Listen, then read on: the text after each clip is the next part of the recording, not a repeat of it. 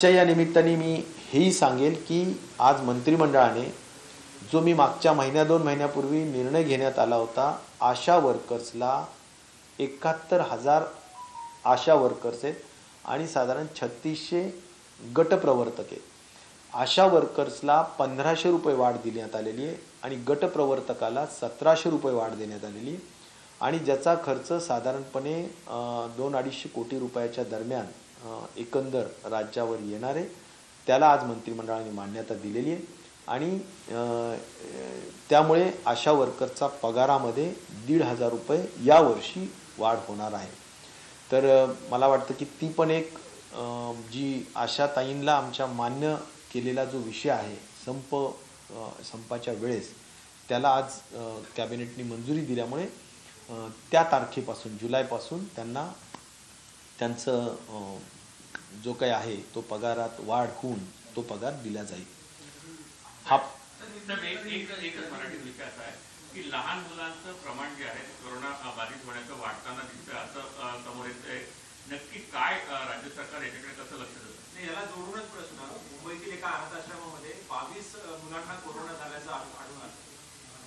नाही, मुलांच्या संदर्भाने इन्फेक्शन होतच नाही अशातला भाग नाहीये. आपल्याला पहिला आणि दुसऱ्या वेव्हचा जर आपण मुलांची टक्केवारी जी इन्फेक्ट झालेली आहे किंवा बाधित झालेली आहे त्यांची जर टक्केवारी बघितली तर ती 8% ते 10% दरम्यान आहेच आणि त्यामुळे मुलांना इन्फेक्शन होणार नाही अशातला प्रकार नाही, पण तो 10% आत आहे आणि मृत्यूचं अत्यंत नगण्य प्रमाण आहे. त्यामुळे मृत्यू वगैरेचा तसा विषय मुलांमध्ये कधीही नाहीये आणि त्यामुळे जरूर एखाद्या आश्रमामध्ये बाधित होण्याची शक्यता म्हणजे जी आहे ती वस्तुस्थिती आहे, परंतु घाबरून जाण्याचा तसा कुठलाही विषय नाहीये. त्यांचा उपचार केला जाईल आणि व्यवस्थित त्यांना केलं जाईल.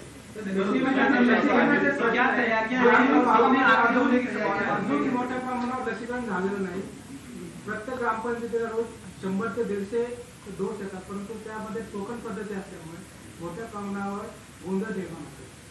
नाही, लसीकरणाच्या हद्दीपर्यंत सुद्धा मंत्रिमंडळात फार सविस्तर चर्चा झाली आणि मी या निमित्ताने सांगू इच्छितो की केंद्र शासनाने सुद्धा लसीकरणाला आमचा सातत्याचा पाठपुरावा लक्षात घेता सप्टेंबर महिन्यात 1,70,00,000 डोसेस देण्याचं मान्य केलेलं आहे आणि त्यामुळे 1,70,00,000 मिळाल्यामुळे जे दर महिन्याला मागच्या महिन्यांमध्ये आता मागच्या महिन्यात किती मिळालं तर 1,15,00,000 1,20,00,000 असं जे मिळतं ते आता 1,70,00,000 मिळेल. याचा अर्थ 50,00,000 डोसेस सप्टेंबर महिन्यात अधिक जास्तीचे मिळतील, ज्याचा उपयोग आपल्याला अधिक लसीकरण करण्यामध्ये होईल.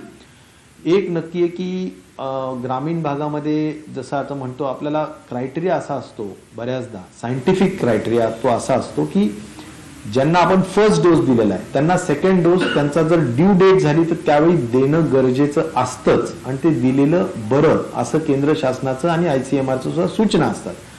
त्या अनुषंगाने आपण सेकंड डोस प्रत्येक जिल्ह्याला प्लॅन करतो आणि सेकंड डोससाठी पहिलं प्रायोरिटी देतो आणि सेकंड डोसच्या व्यतिरिक्त जो उपलब्ध मात्रा आहे मग ती मात्रा आपण प्रत्येक जिल्ह्याला पॉप्युलेशन प्रमाणात किंवा त्यांच्या या सगळ्या गोष्टींनी आपण देत असतो.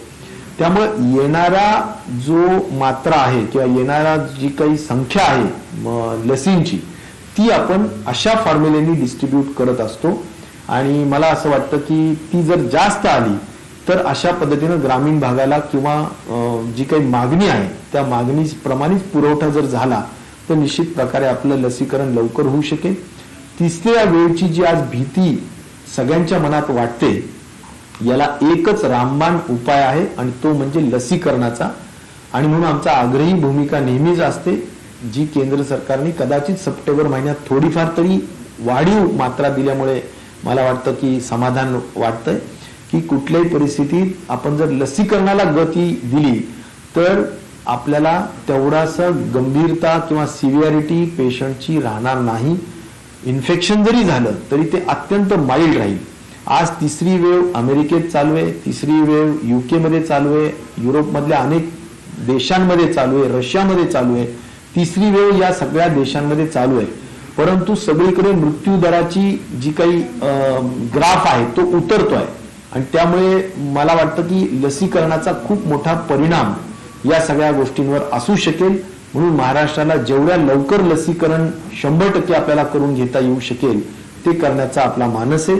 आज महाराष्ट्राच्या एकूण लोकसंख्येच्या किमान 52% आपण पहिला डोस तरी देऊ शकलेलो आहोत आणि त्यामुळे एकूण लोकसंख्येच्या 52% लोकसंख्या आपण निश्चित प्रकारे काही प्रमाणात सुरक्षित केली. उरलेले 48% सुद्धा आपल्याला लवकरच ते पूर्ण करायचे. लास्ट मराठी. कोरोनाने मृत्यू झालेल्या लोकांच्या आकडेवारीकडे राज्य सरकार लपवण्याचा आरोप होता. आता काही आकडेवारी समोर आलेले आहे. 2018 आणि 19 मध्ये याच्या तुलनेमध्ये मागच्या वर्षी जवळपास 1,939 जणांचा अधिक मृत्यू झालेला आहे आणि राज्य सरकार फक्त कोरोनाचा मृत्यू जो आहे 50,000 होते. जवळपास मोठा फरक आहे, तफावत आहे.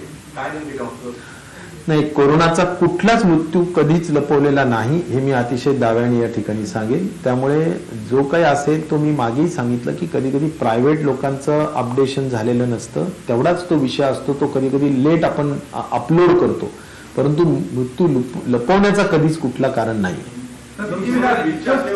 आज मंत्रिमंडल ने थर्ड वेव के बारे में तफसील से चर्चा की और जिसमें खास तौर पर ये भी चर्चा हुई कि केरला में जो 31,000 एक ही दिन जो संख्या बढ़ी है उससे थोड़ा एक भय निश्चित तौर पर लग रहा है या एक पॉइंट ऑफ कंसर्न हो रहा है कि ये थर्ड वेव की शुरुआत है क्या.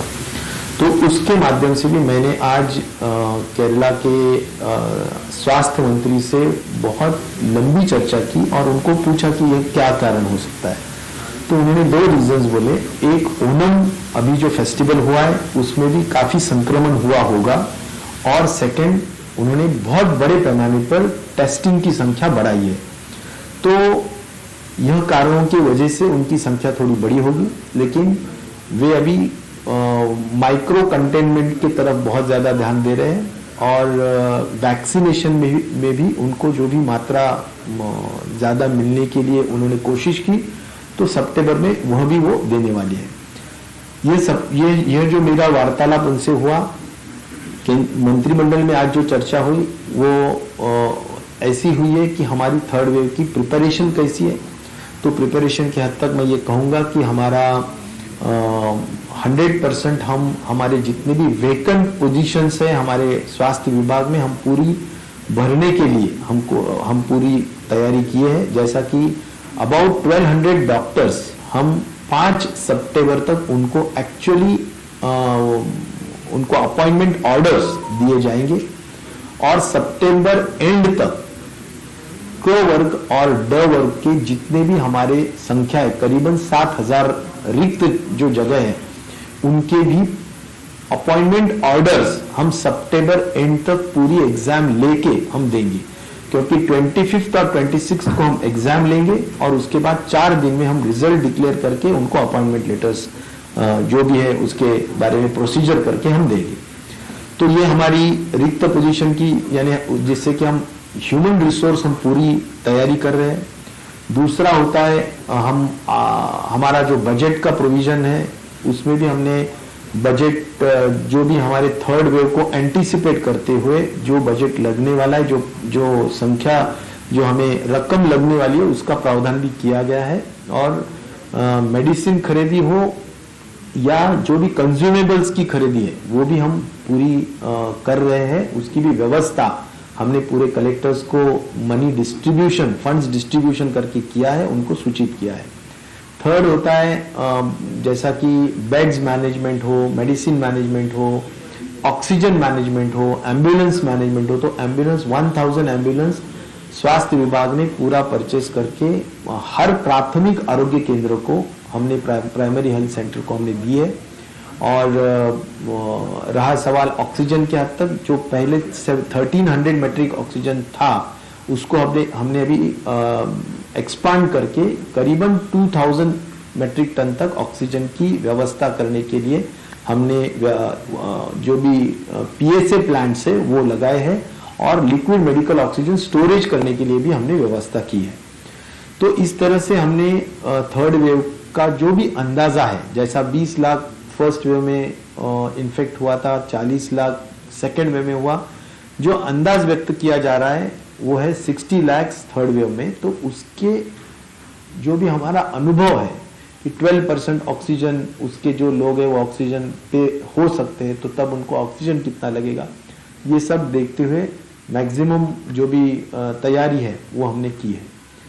रहा सवाल, मैं ये भी कहना चाहूँगा कि जो सीरो सर्विलेंस का रिपोर्ट आया है केंद्र शासन से, वो रिपोर्ट भी यह कह रहा है कि महाराष्ट्र, केरला में 42% ही सीरो सर्विलेंस में इन्फेक्टेड लोग दिख रहे हैं। इसका मतलब है कि करीबन 58% अभी भी इन्फेक्ट नहीं हुए हैं। महाराष्ट्र में ये स्थिति 55% इन्फेक्ट हुआ है और 45% इन्फेक्ट नहीं हुआ है। लेकिन मध्य प्रदेश है, बिहार है, उत्तर प्रदेश है, इनमें इन्फेक्शन का रेट करीबन 89% से लेके 70-75% तक उनका इन्फेक्शन का रेट है। यानी वहां पर बहुत बड़े पैमाने पर हर्ड इम्यूनिटी आई है, ऐसा कहना है। इसका मतलब ये भी होता है कि वहां पर इन्फेक्शन हुआ लेकिन टेस्टिंग नहीं हुआ, फिर काफी मृत्यु भी हुए होंगे, ऐसा अंदाज ये जो व्यक्त हुआ है सीरो सर्वेलेंस रिपोर्ट से। तो इसका मतलब इतना ही है कि केरला हो, महाराष्ट्र हो, इनका जो भी प्रोटोकॉल्स फॉलो करने की जो तरीके हैं उन्होंने ठीक किए हैं। ये हम नहीं कह रहे, ये हमारा सीरो सर्वेलेंस रिपोर्ट के माध्यम से जो अंदाज व्यक्त किया है यह रिपोर्ट कह रहा है। आज मंत्रिमंडल ने दूसरा एक महत्वपूर्ण निर्णय लिया है कि आशा वर्कर्स जो होती है, करीबन 71,000 प्लस आशा वर्कर्स महाराष्ट्र में है, जिनको हमने मान्य किया था कि 1500 पर मंथ हम हाइक देंगे, और वह अभी कैबिनेट ने मान्य किया है। उसके तहत 275 करोड़ अप्रोक्सीमेटली ईयरली इस ईयर को हमारे को उसका एक्सपेंडिचर होगा, उसकी व्यवस्था भी आने वाले हमारे दिसंबर के बजट में करना पड़ेगा। उसकी भी मान्यता मंत्रिमंडल ने दी है, और इसलिए हमारे आशाताई को एवरी मंथ 1500 रुपीज उनके सैलरी में हाइक हुआ है। कोविड 500 रुपीज उसमें जो है उसमें इंक्लूडेड है। सेकंड जो होता है वो है गट प्रवर्तक, उनको सुपरवाइज करने के लिए जो गट प्रवर्तक है उनकी संख्या भी करीबन 3500 है महाराष्ट्र में, तो उनको भी 1700 पर मंथ राइज दिया गया था, जो हमने मान्य किया था उनके संप के वक्त। अभी उसकी मंत्रिमंडल ने मान्यता दी है और जुलाई महीने से उसका इफेक्ट किया जाएगा। तो जो हमने एक जो आश्वासन दिया था उसकी पूर्ति इस मंत्रिमंडल के माध्यम से हुई है, यह जानकारी मैं महाराष्ट्र के लोगों को और हमारे आशाताई को देना चाहता हूँ। डॉक्टर साहब, बच्चों को लेकर कितनी चिंता है, और मुंबई में आगरीपाड़ा में 22 बच्चे जो इन्फेक्टेड हुए हैं, उसको लेकर क्या जानकारी? बच्चों का इन्फेक्शन सभी के लिए कंसर्न का मुद्दा होता है जरूर, लेकिन सेकेंड वेव और फर्स्ट वेव में के जो आंकड़े हमारे पास है उससे यह जाहिर होता है कि जरूर 8 to 10% बच्चों में इन्फेक्शन दिखाई दिया है, और इसलिए जरूर सभी को चिंता होती है। कभी एक आधे आश्रम शाला में एकदम से 10 लोगों को इन्फेक्शन हुआ, 10 बच्चों को इन्फेक्शन हुआ, लेकिन घबराने वाला उसमें कोई काम नहीं है, क्योंकि जैसा हमने कहा है कि हमारा पूर्व अनुभव यही कहता है कि 8 to 10% इन्फेक्शन होता है, लेकिन इन्फेक्शन का होना और बच्चों को बहुत सीरियस होना, ये दो अलग अलग मुद्दे। इन्फेक्शन जरूर होता है, लेकिन बच्चों का मृत्यु होना या बच्चों को बहुत सीवियर उसका असर होना ये नहीं हो रहा है, या ऐसे आंकड़े बिल्कुल नहीं है। तो इसलिए जरूर हम ध्यान रखे हुए हैं, और इन्फेक्शन न हो इसके लिए भी व्यवस्था की जाएगी, क्योंकि अभी स्कूल्स के ओपन होने का जो चर्चा है, जैसा कि अभी स्वास्थ्य विभाग ने एक हमने सर्कुलर भेजे हैं सभी जिले के कलेक्टर्स को कि उन्होंने समन्वय करना जरूरी है, कोऑर्डिनेशन करना जरूरी है स्वास्थ्य विभाग और शिक्षा विभाग के माध्यम से, और सभी टीचिंग और नॉन टीचिंग जो स्टाफ होता है उनको 5 सितंबर के पहले उनको वैक्सीनेट करना चाहिए। अगर स्पेशल ड्राइव लेके भी वैक्सीनेट किया तो भी चलेगा। इसका मतलब है हम स्कूल खोलने के लिए एक जो स्टेप होती है कि हमारा पहले तो शिक्षक और नॉन टीचिंग दोनों भी वैक्सीनेट होना चाहिए। तो ये काम हम पहले 5 सितंबर के पहले खत्म करना चाहते। उसके बाद जो पीडियाट्रिक टास्क फोर्स है और माननीय मुख्यमंत्री जी है, इसके ऊपर स्कूल खोलने की तारीख के ऊपर निर्णय लेंगे। सर एक सवाल ये है कि गाइडर्स ने जो 12 साल के ऊपर के बच्चों के लिए टीका जो अप्रूव किया है, उसको लेकर के कब तक देख रहे हैं और कैसे उसको इम्प्लीमेंट किया जाए? मुझे लगता है पहले तो टीकाकरण ये 18 के आगे के उम्र के लोगों को, वो वल्नरेबल क्लास है क्योंकि वो बहुत ज्यादा घूमने वाला क्लास है, उनको संक्रमण होने के चांसेस ज्यादा है, इसलिए पहले हम उस पे कॉन्सेंट्रेट करेंगे। जैसा कि हम पहले 60+ पे कॉन्सेंट्रेट किए, फिर हम कोमॉर्बिड जनता पे कॉन्सेंट्रेट किए और अभी 18 के आगे के उम्र के लोगों को कॉन्सेंट्रेट करें। तो जैसा कि 12 के ऊपर टीकाकरण अलाउड है, तो हम उसके ऊपर भी जरूर करेंगे। टीका की मात्रा कितनी मिलती है उसके ऊपर सब कुछ निर्भर होता है, प्रायोरिटाइज करना पड़ता है। तो प्रायोरिटाइज पहली यह 18+ लोगों की जरूर रहेगी और इसीलिए हम उसके ऊपर भी ध्यान दिए। सर प्रायोरिटी की आपने बात की और टीके जो आपको कम मिलने को बात की, सवाल यही है कि तकरीबन 25 से 26 लाख लोग अभी भी दूसरे डोज के लिए रुके हैं। केंद्र से आपको तकरीबन 20 से 30 लाख का एक सप्लाई आने वाला, तो क्या इस बार भी प्रायोरिटी इन्हें दी जाएगी और फर्स्ट डोज रुकाया जाएगा? जरूर सेकेंड डोज को ही प्रायोरिटी देना साइंटिफिकली जरूरी है और वैसा ही प्रोटोकॉल ICMR का होता है, क्योंकि उनका ड्यू डेट जब हो जाता है आफ्टर 84 डेज, तो यानी अगर कोविशील्ड है तो, और कोवैक्सीन है तो 28 डेज, तो अगर ये ड्यू डेट को सेकेंड डोज अगर दिए तो उनको हम सुरक्षित कर सकते हैं। तो हम, मुझे ऐसा लगता है कि पहला तो सेकेंड डोज, जिन्होंने फर्स्ट डोज लिया है उनको सेकेंड डोज देना यही प्रायोरिटी है, उसको प्रावधान पहले देना पड़ता है और उसके बाद में जो मात्रा बचती है वो हम लोक संख्या के माध्यम से सभी डिस्ट्रिक्ट को हम बंटवारा करते हैं। कब तक एक्सपेक्ट कर रहे हैं कि ये बड़े पैमाने? ये जो 25 लाख सेकेंड डोज के लिए वेटिंग है, मैं ये अभी जैसा कहा हूं कि सितंबर में हमारे को केंद्र शासन ने आश्वासित किया है कि केंद्र शासन ने आने वाले महीने में 50 लाख डोसेस और ज्यादा देने का आश्वासन दिया है। जैसा कि पिछले महीने में या इस महीने में 1 करोड़ 15 लाख, 1 करोड़ 20 लाख ऐसे मात्रा पहले पिछले 2 महीने में मिले, लेकिन सितंबर में 1 करोड़ 70 लाख मिलेंगे, ऐसा उन्होंने वादा किया है, आश्वासन दिया है। हमें देखना है कि अगर 1 करोड़ 70 लाख मिलते हैं तो 50 लाख मात्रा जो ज्यादा मिलेगी उससे निश्चित तौर पर थोड़ी और गति हम टीकाकरण को दे सकेंगे। तर एक राजकीय प्रश्न आहे की आज मुख्यमंत्री हे राज्यपालांना भेटायला जाणार, तर काही चर्चा झाली? मला वाटतं की राज्यपालांना भेटायला एक संस्थात्मक एक तो इन्स्टिट्यूशन आहे राज्यपाल जी म्हणजे, तर कदाचित काही त्यांचा चर्चा झालेली असेल आणि म्हणूनच त्यांनी त्या ठिकाणी ते जात आहेत। कदाचित राज्यपालांची अपॉइंटमेंटही घेतली असेल, राज्यपालांनी त्यांना बोलवलेले असेल, या दृष्टिकोनातून ते जात आहेत आणि राज्याच्या अनेक गोष्टी असतात की ज्याच्यावर त्यांची चर्चा होऊ शकते।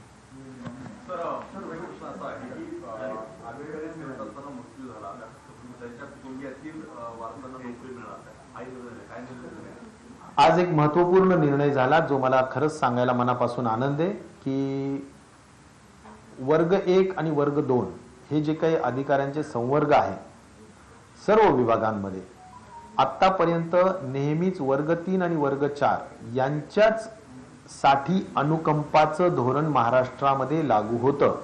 मात्र आता वर्ग 1 आणि वर्ग 2 या संवर्गातील व्यक्ती जरी दुर्दैवाने मृत्यू झाला तरी त्यांच्या पाल्यांसाठी अनुकंपाचं धोरण लागू करण्यात आलेलं आहे आणि त्यांच्या पाल्यांना क आणि ड मध्ये घेण्यात यावं असंही ठरवण्यात आलेलं आहे।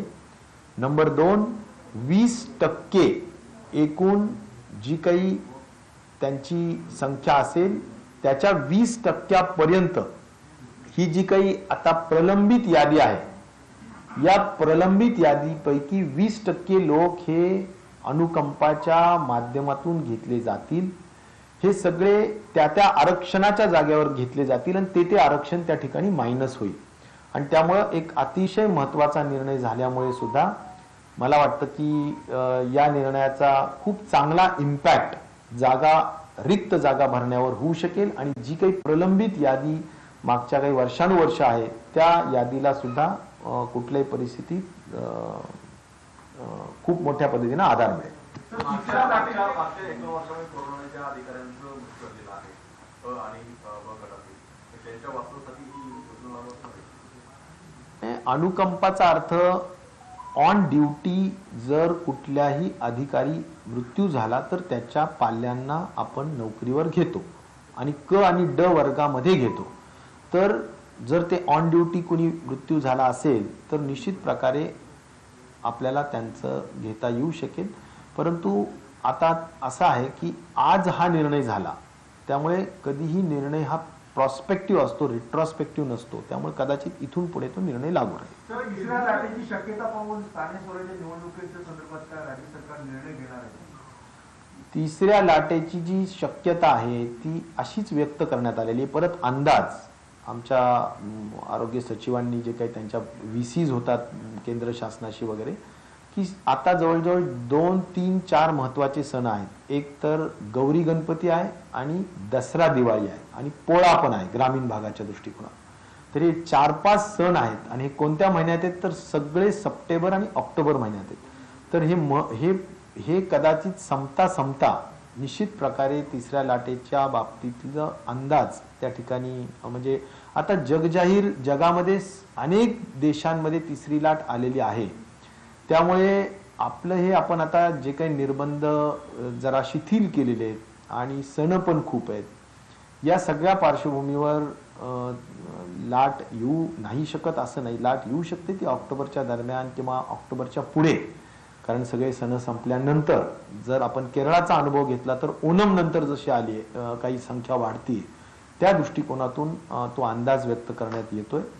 आणि मला असं वाटतं की त्या अनुषंगाने मग आता ज्या काही इलेक्शन्स असतात स्टेट